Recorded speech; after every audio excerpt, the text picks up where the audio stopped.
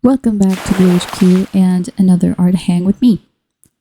So, what am I painting with my gansai today? Well, to give you context, we need to turn back to 1 year ago, September 15th.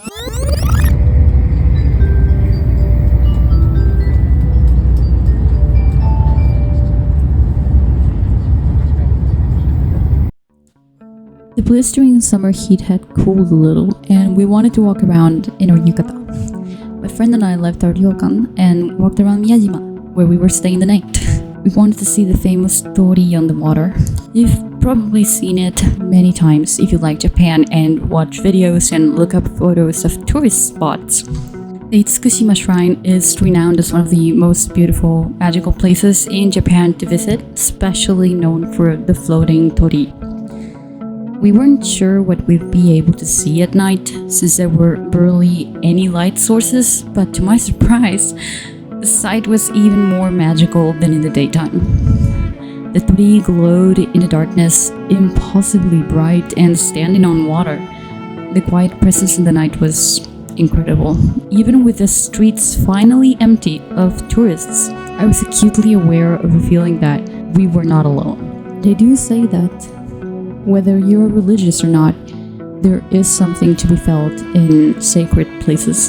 And the whole island of Miyajima was once considered sacred, not to be polluted by births or deaths.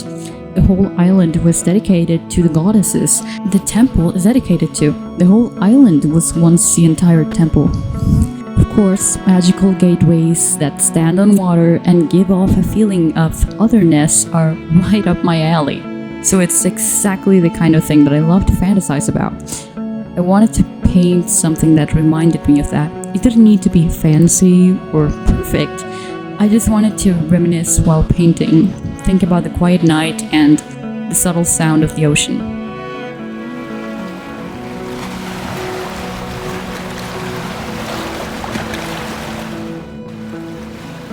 I sketched my very symmetrical composition in one of the black pages I tore off from my black sketchbook. I wanted the moon to be behind the torii gate, almost like it was being drawn closer to it. And, of course, the torii would be in the middle, right below. And to add to the strangeness of the situation, I added a person playing flute on top of the torii. Is it a ditsu? Who knows?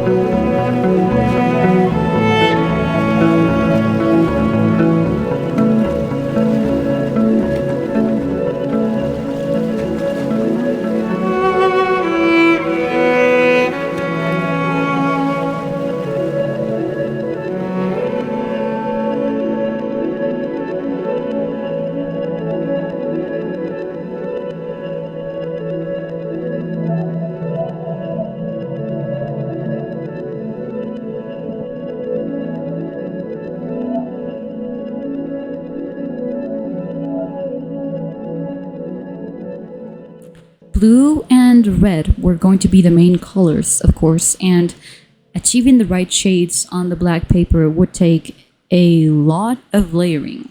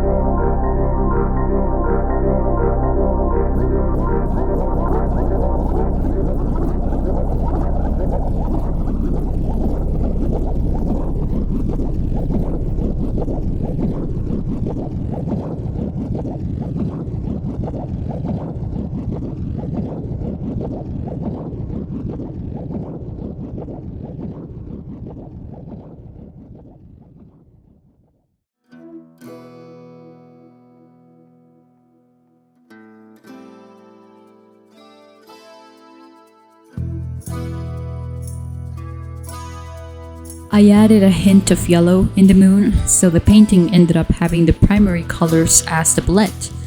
As you can see here, thin paper like this, although it doesn't crinkle and wrinkle with the weight of the water and paint, it does kind of peel off a bit. So it gives this rugged texture to the rocky surface of the moon.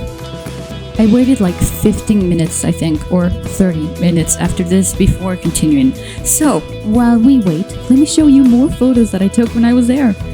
Oh man, 1 year ago it's been. It's been 1 year. I loved Miyajima. So beautiful, and the people all so kind. There were so many deer. Oh my god, I love the deer. Miyajima is full of deer. They're everywhere. One bit out a chunk of a friend's map. And of course, momiji manju. Momiji manju are the food, the pastries, the sweet pastries from Miyajima. They're so good. Momiji manju are sweet pastries local to Miyajima, found throughout Hiroshima in souvenir stores and, other places. And they make them in many flavors, aside from the traditional, if you're not favorable to the red bean paste. I prefer the traditional azuki filling, as it's not too sweet and its flavor is deeper, in my opinion. It's not overpowering, it's just right. I still bought some of the other flavors just to try them though, but they were more catered to foreigners, probably Americans, and were extra sweetened, especially the strawberry one. Like seriously, that did not taste like momiji manju or anything remotely like a Japanese pastry at all. It was a really fake kind of sweetened strawberry taste. I don't recommend that one. I mean, I didn't like it. It was like strawberry syrup. I did not like it. It was too sweet for me. Still, I had like 5 or 8 of these as lunch that day. It was fun. And the people were all really kind. And the shopping streets just to the right of the temple, going down a slight slope, are great and have lots of nice souvenir shops if you're looking for anything nice. And of course there are tons of cute deer plushies and keychains and figurines and everything deer, because Miyajima and deer, they're kind of a package. Miyajima is really such a beautiful, magical place to visit. I recommend that you stay in a ryokan like we did. Miyajima is a must-visit place if you go to Japan. And remember, of course, to try the momiji manju, especially the traditional flavor, at least just once. I really recommend it.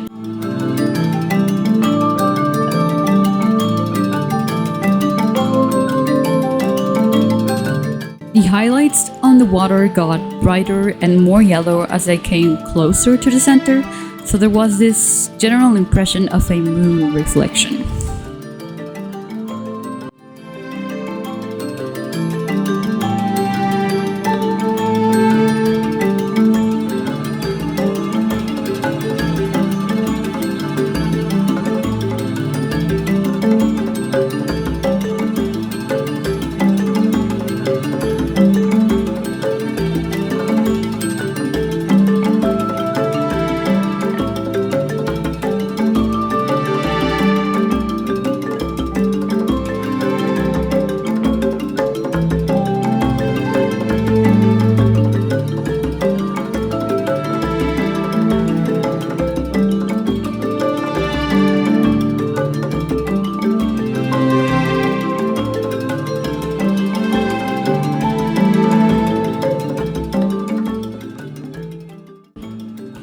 Adding the torii really changed the general impression.